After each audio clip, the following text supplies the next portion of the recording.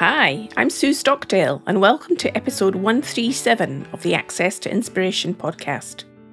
Today I'm joined by Agnese Spona, a learning design innovator whose passion for education was ignited by her upbringing in a family of educators.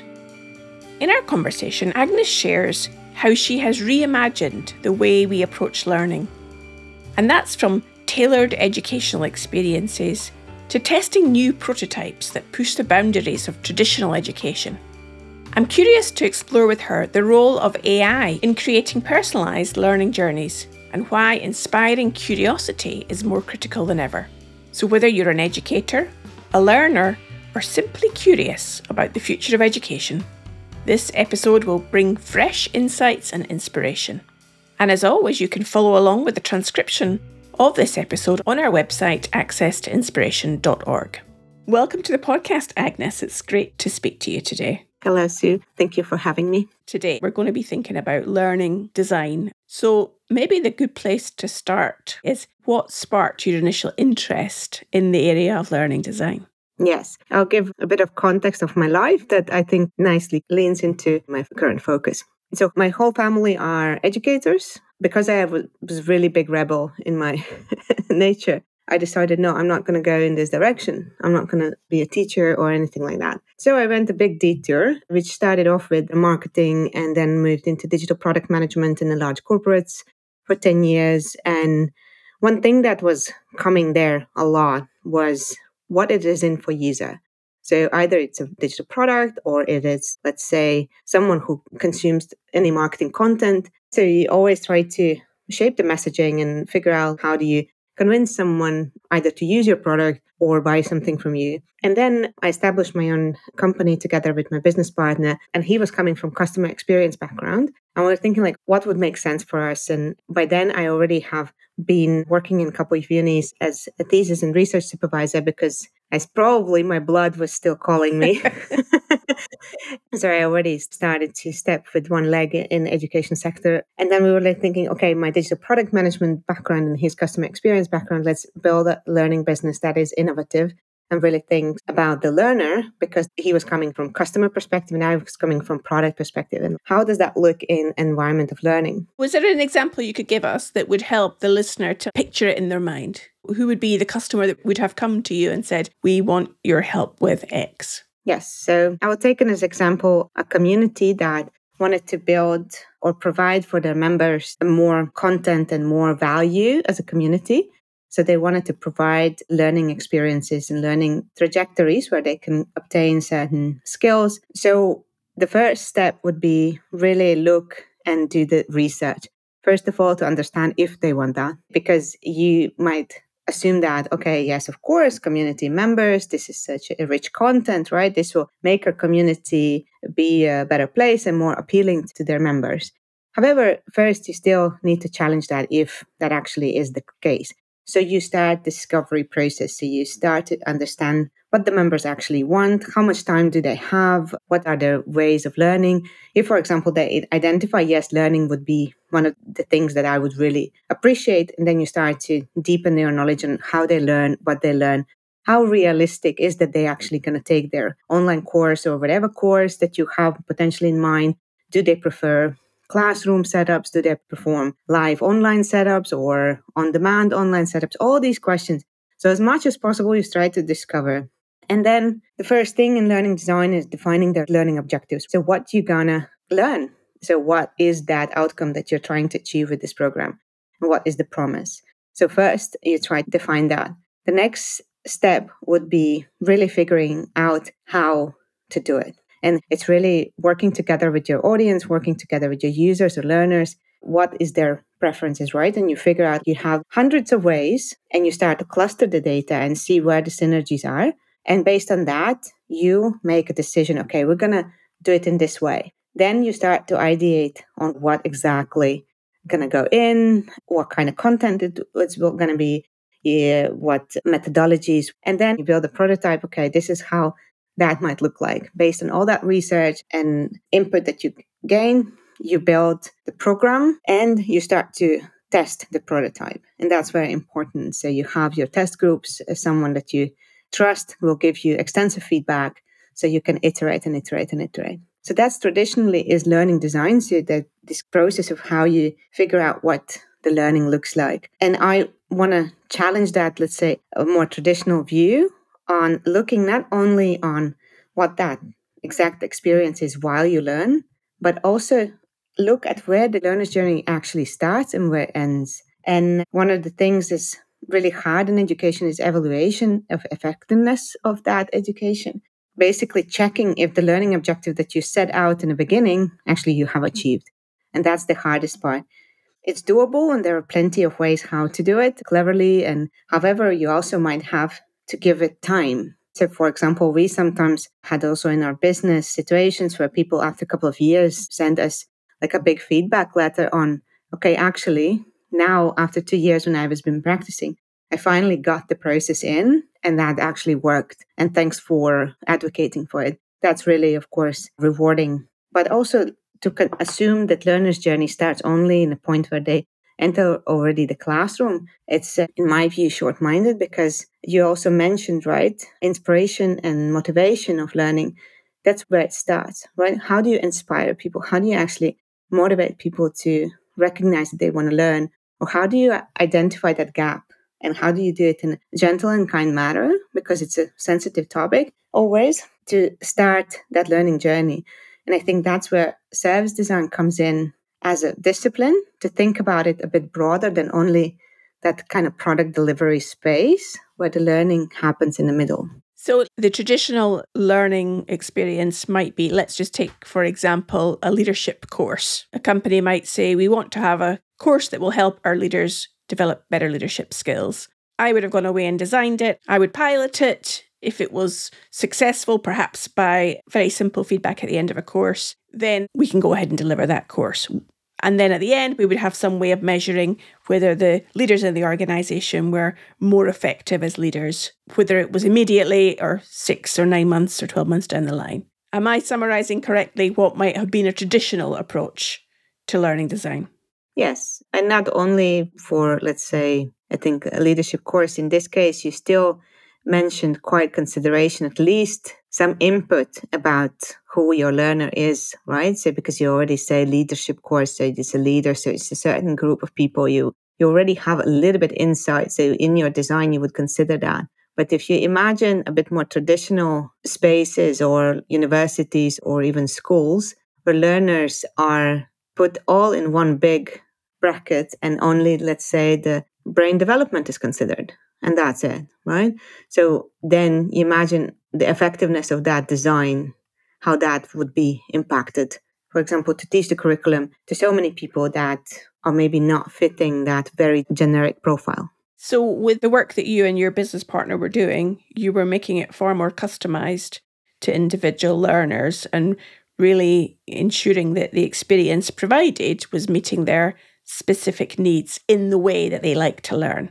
Yes. In the ideal world, of course, you're still missing the mark sometimes, right? So because you still can't develop everything for every individual. There are people with clashing agendas or clashing interests or being told to be learning by their manager and they don't feel like it. And still, you need to navigate that and make it engaging. And then you go into the kind of methodology, indeed, how you get there. But yes, that's the ultimate goal, to make sure that you consider really the learner in your design and that you spend time in getting to know your learner. So this is really fascinating what you're saying, Agnes. And I can see that, of course, the way that the workplace is evolving can have quite a major impact on the learning experience into the future for people and individuals. I'd like to just come back to your own interest and what sparked your interest in this. You said that you came from a family of educators and that perhaps you were trying to get away from that in some way, shape or form. When you were in that environment with your family, I guess, what do you think were the things that you absorbed about education and learning that had an impact on you? It's an interesting question because I haven't thought too much about, let's say, the turning points, but I know for sure that I was quite angry while I was studying and while also I had dinner conversations with some of my family members. Like, let's say what I got upset about is that I am not good with numbers or referring facts. And all my life, till my master's degree, which was different, I have been asked in exams to refer back to when the theory has been defined or by who and what year, but no one asked the understanding of the theory often. In high school, I was in a very high demanding high school, but it all was about the volumes. So the more volume you can get through, the more facts, the more, math you can get through, the better student you were. And I was quite upset about it. And also like how stereotypical education could be. Like back in the day, and it's still happening in Latvia, where I'm originally from, in high school, girls and boys are split. There's like this kind of housekeeping class as part of your mandatory curriculum. And girls are learning how to sew clothes and knit socks and bake pancakes. And boys are learning to put the shelf on the wall. And it's only now starting to have a bit of a mix and that the parents can choose to which skills you're sending your kids independently from their gender. And I always had like a bit like, how can it be that this all happens like this? And or, for example, some of my family members are quite esteemed professors, and they, for example, don't read English. So they would read German and Russian and Latvian, which is, of course, a huge volume of study that you can inform your own research. However, I do believe that English has become academic language of the world. You have to be able to read and write in academic English. And if you're not reading that, I feel like, are you really actually able to progress the research in your area? So for me, this kind of is like, there's something missing. There's something really missing. And what I also felt like in my own context, I'm not a fast reader. I read slow but intense. I'm very good at audio. I'm good in learning while doing. I'm a practical person. But I had such a little chance to be recognized for these skills. And all my life, I had been pushed in the situations where I have to perform in a different way. And then I could always felt not excellent or not good enough. And therefore, I felt that you lose.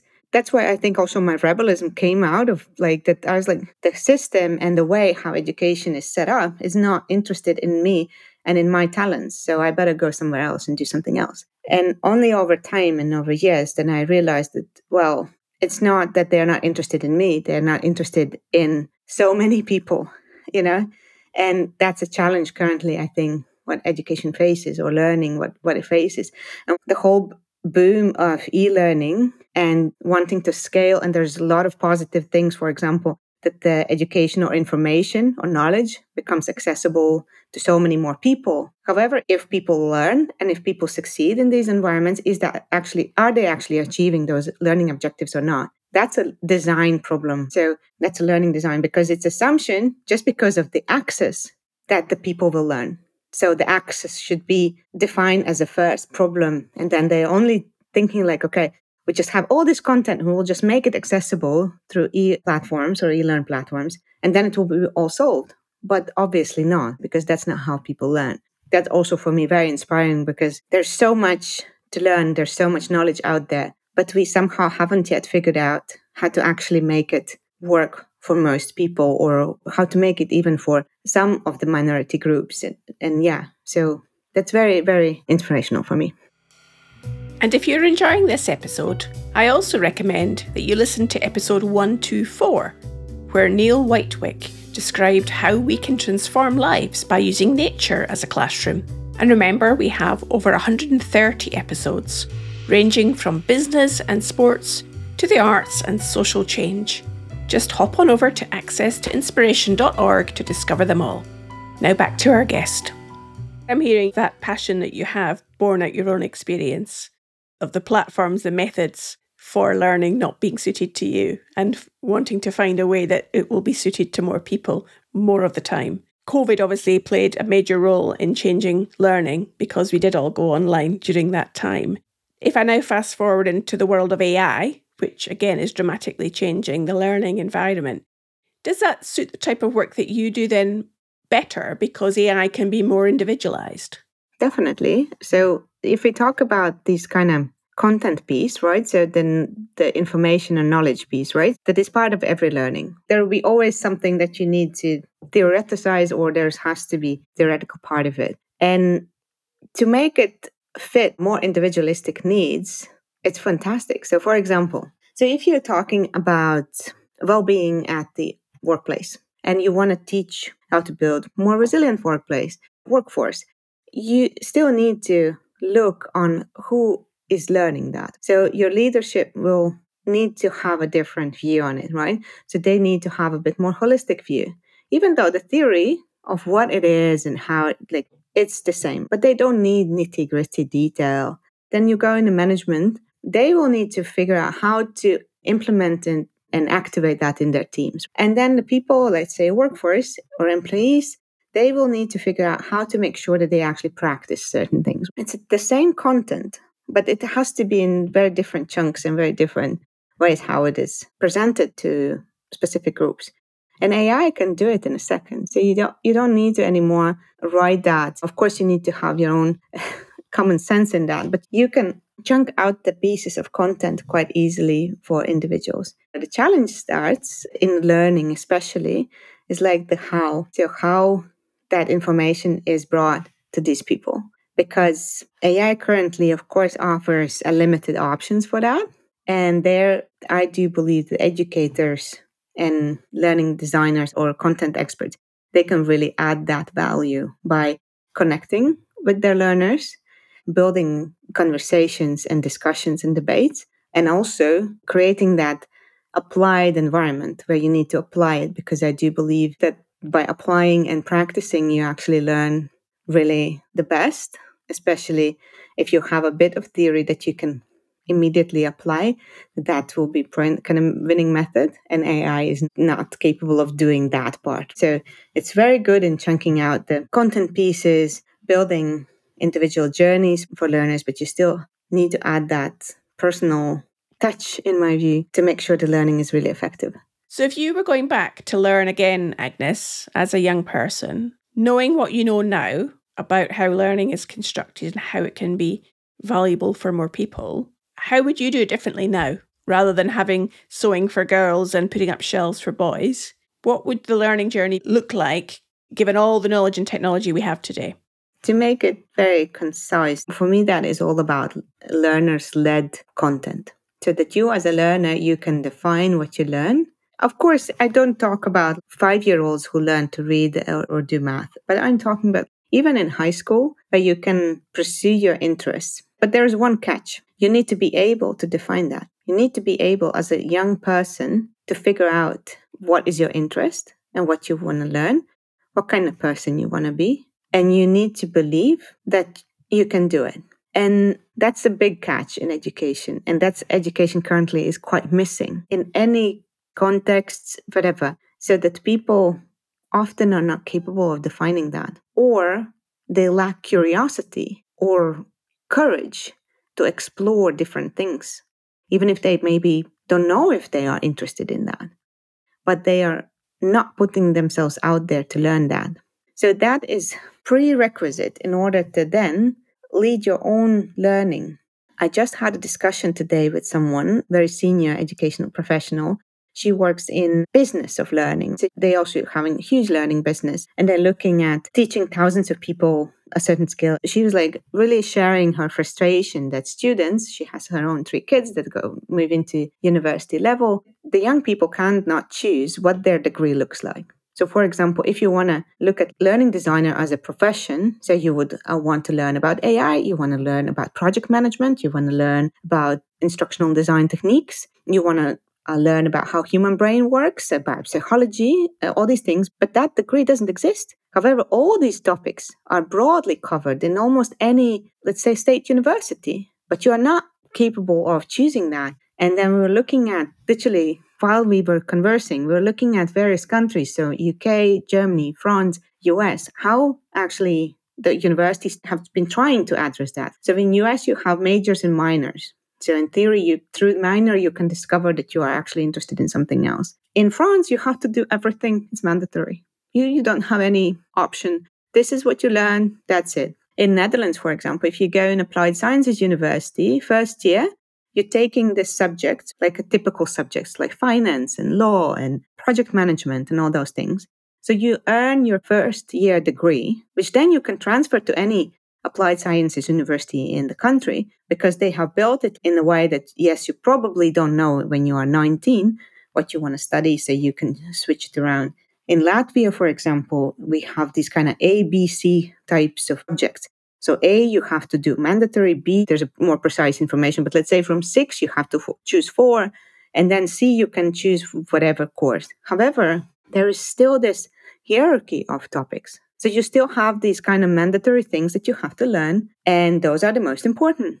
The rest is like, oh, nice to haves. But at the end of the day, maybe by discovering something different on the side, you actually discover, oh, actually, I want to do that in full time. And I think it's more often than less often that that happens. And that young people, by following their interest and curiosity, can really benefit and finishing their programs and being more enthusiastic of entering the job force. So across the world, there are different ways that learning is being designed. You've mentioned curiosity more than once in our conversation so far. And I'm just wondering whether one of the first things that young people, or even grown-ups for that matter, should be encouraged to learn about is how to develop their curiosity, such that then that will drive them into learning more widely in the future. Definitely. And again, I will share a specific example from US high school.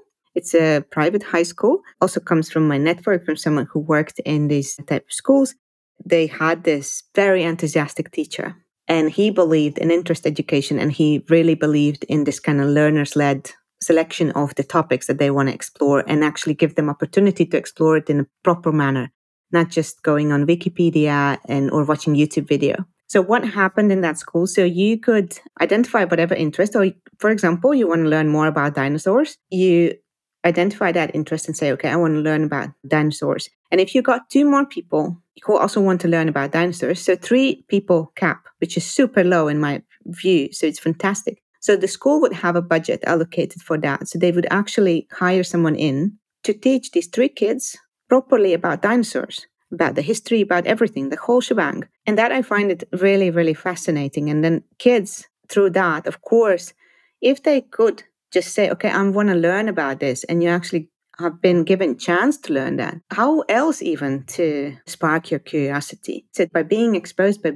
learning from someone who is incredibly enthusiastic about the topic and has dedicated their life for that topic, that's really inspirational. On the other hand, it can be also, okay, there's a lot of digging and a lot of museum and a lot of academia. It's actually not maybe right for me because it's all about history. I want to be more about future stuff, So you can, through that as well, already build some other layers of curiosity, like, okay, what other topics you might be interested in? And that's a beautiful example on how this type of innovation happens or how this is enabled. However, it's not simple because it's very hard to scale. And scaling seems like it's the challenge. The more we scale, the more we generalize rather than individualize. Yes. So for example, let's take the same enthusiastic teacher as an example. So if he or she wants to go and say, okay, I want to deploy this program in 10 schools in my region. So they have to hit, let's say, a couple of bureaucratic walls on the way to make that bigger impact, right? Because obviously kids super happy, very enthusiastic, super engaged, better school ratings. There's no question about the benefit or outcome of this, if it's working or not. However, it requires budget, it requires some shuffling, it requires some work, and it requires approval of certain bureaucratic layers. If you are really enthusiastic and amazingly, yes, let's do it, you might hit the couple, right? So you might get through a couple of these walls, but then there will be next one. And it all in one point, usually, what is observed here as well, like I think in any country, that people get tired. You want to more work with actual kids. You want to actually see their eyes sparkle and get that gratification from actually doing the program rather than sitting in endless meetings and trying to deal with a system who doesn't want to change. And that's the overall consensus or sentiment around this, right? So yes, you can do great programs. Then you deal with only your headmaster or whatever. And if you get the support, fantastic. But then if you want to scale, that's really difficult. And then, yes, the problem that you're mentioning, then there will be not, in public school, there won't be 3 people cap. There will be probably 15 to get the program in or to get a specific teacher in to come in. So it will be all altered based on the context, based on the budgets, based on whatever things. And indeed, it immediately becomes larger scale. So some kids will never get their program through because they will never get 15 people interested in their topic. As I listen to you, Agnes, I'm sensing your expression of frustration in that the system sometimes can limit the opportunities for the individualized learning experience. And yet, from an organizational context, sometimes having those bureaucratic levels serves a different purpose in an organization. They may not see it as bureaucracy, they may see it as a system that provides consistency and things to be scaled or managed more efficiently. So we suddenly encounter other needs within an organisation or a business that can then be in conflict with that opportunity to individualise learning. I would like to take the conversation back to you, Agnes, and back to the topic of curiosity and learning, and ask you, what are you curious about learning currently? Where is your interest taking you? Interesting question. I follow the thread of tech, so I love technology and everything around it. And I am absolutely not against using technology in enabling education or enabling new methods on learning, especially if we're looking at groups that didn't have any access to information, knowledge, and learning now that have. And I'm not talking only about, let's say, more remote parts of the world where you literally can't have school across the corner. But I'm talking about people who have any type of either disability or preferred learning styles, and all that suddenly is catered and so many more people can learn. So I love that whole space. And of course, AI on top of it and looking at what the future looks like from learning perspective. It's very, very inspirational and interesting, and I love to think about it. I also love organizational psychology. And I find psychology in general is very exciting and I think really essential or plays a huge part in learning. But organizational psychology especially because it's more about the groups and how groups work together to achieve a certain goal. And every business is supposed to be achieving a certain goal or generating value, and how value perception is changing over time now, and the ways how people work together to achieve that value also are changing. So that's for me very fascinating, and observing that and reading about it. So yeah, I think those are like the key areas where I'm focusing my interest on from professional perspective. So if you were applying the principles that you've been sharing with us today about good learning design and about following what the customer wants, how would you be designing an experience for yourself that would enable you to maximize and enhance that curiosity and interest in those areas that you just talked to us about? It's interesting how you frame the question because it's about what customer wants. Because, of course, if you will ask the learner what they want and how they want to learn, there's not always that they will know or they are not professionals in this space. So there's always something in between the lines that you need to read. I want to also emphasize that any responsible designer, either a learning designer, service designer, experience designer, doesn't matter, have to consider that we are not sitting in isolated context. So it would include understanding on how this part that you're learning sits within a bigger system. So what role it plays and where it can go wrong. And to have a very kind of consciousness of whatever you're learning, that you can be also doing harm, either to environment or to other people or to anything really. Then for me, that would be always applied. I would always want to learn and then apply, and that you feel useful and validated in the way how you do things. Because I think that's very important because, for example, a lot of people are reskilling in their midlife, right? So they are doing things for the first time in their life. So that validation, that understanding, giving space for mistakes and failure, that's very, very important. I think how I would want to be able to learn. So Agnes, what you've been outlining to me as I've been hearing it is a bit of a process or a system that perhaps the listener can be reflecting on for themselves. One, how do we inspire curiosity for people to want to learn and the belief that they can follow that journey for themselves? Then for them to understand and have an awareness of how does that desire sit within a bigger system? Where might it be harmful? Where might it be helpful? So they're not just looking individualized at their own needs. They're looking more broadly. Then some way of applying that learning, application of that learning, once they've learned about dinosaurs or how to create a chocolate or anything else for that matter. Some way of getting feedback so they know that what they are learning and understanding is useful and it validates them, that they are useful in what they're learning. And then lastly, how do we give space for making mistakes? Yes, it's a wonderful summary. Thank you, Sue. I couldn't say it better. Because it seems to me that some of the things that we've been talking about and exploring today together, Agnes, are going to be really very important as AI changes the way that organisations operate, which leaves us to think about what is the role of the human being in those environments. No longer are people going to be doing traditional jobs. We know that the world is changing so fast. How then do you see what we've been talking about today about learning and designing learning for people? How will we design learning for workers in the future whose work in the past may now have been taken over by AI? I think the key here would be to have that mindset that it's nothing wrong if AI can do your Excel spreadsheet, that you don't have to anymore do it yourself. It's fine. It's fantastic, actually. You don't have to do it anymore. Okay, the question is what you're going to do then with that Excel spreadsheet. What you need to be able to do, that you take the outcome of an Excel spreadsheet, you can see if it's correct, or let's say if it leads to the results, or you can understand the result, what it says, and you can socialize this result and drive a right change in organization to apply that result and make the right next decisions.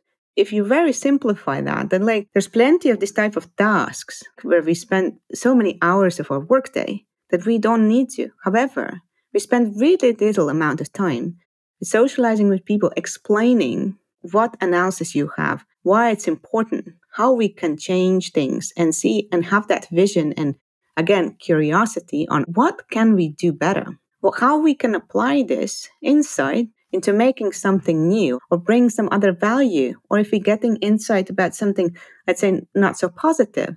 Okay, how can we address that? How can we change, for example, our footprint as an organization to the environment? How we actually can do it. That these are very clear examples. And there's so many people who do the analysis now as their primary job and then send an email and think that everyone needs to read that email and rely on that fact that you have sent the email instead of going to your colleague next door to talk about it. That is scary. And we need to get better on being humans and less good at doing our spreadsheets, because that will be obsolete. So with the experience and knowledge that you have about how we learn, how we can encourage other people to learn, how are we going to get better at being human? What might inspire, given this is the Access to Inspiration podcast, what might we do to inspire people to get better at being humans, as we've been talking about today? It's a $1 million question, eh? I never said it would be easy coming on this podcast.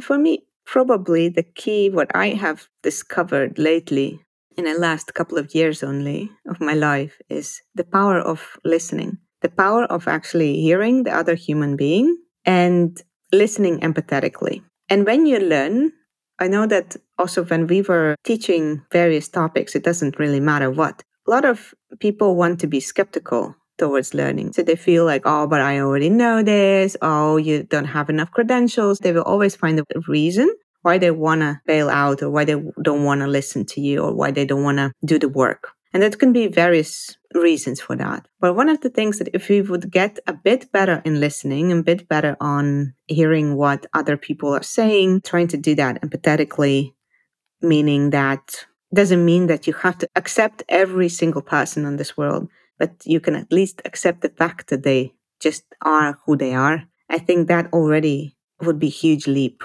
And it can be applied in any context. It can be applied in school environment. It can be applied in an organizational environment. Would you agree? Yes, I would. I think it brings us back full circle to the beginning of our conversation. Sounds to me like if when you'd been at school, if somebody had listened and understood that the way you learned was not the way the system was teaching you to learn, that would have been enough for you to have been recognised and heard at that point. And what I'm hearing you say here is that listening and understanding does not necessarily mean we agree with the person, but we hear them and we understand that they are coming into a conversation with a point of view.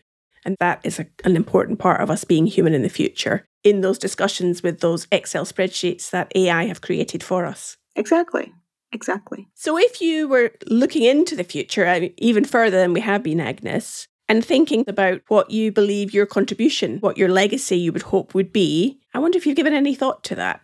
I was just talking to my husband the other day that there was a part in my life or time in my life where I really wanted to have that recognition or audience or like visibility. There's some sort of visibility missing, what I felt. And what I now feel and what I really hope to do, that if I have impacted even one person or inspired one person to do better or apply their knowledge and learn more and be curious, I'm already happy. And I know that I have done that already. So there's not only one person, there are more of them. However, I am really happy in working with a single classroom and getting them excited about whatever topic. But I also equally excited about talking with policymakers and thinking how we can rethink, for example, the whole evaluation process of students, how that they don't feel belittled through that and that they actually are encouraged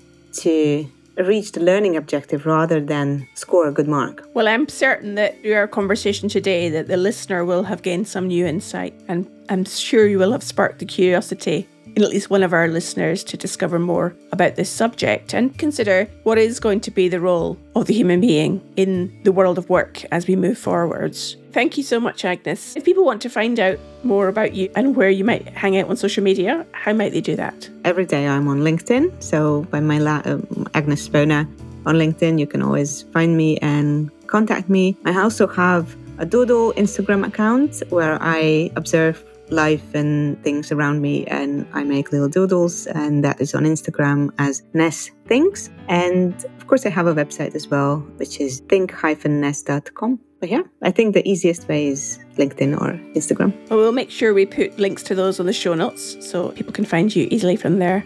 Thank you again for your time today and helping me to learn about learning. Thank you so much for having me. It was an absolute pleasure.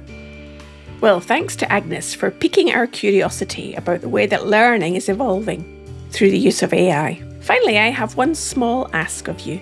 Please share this episode with just one other person that you think would appreciate listening to it. That way, your support helps us to reach new people and to continue changing the world, one inspirational story at a time.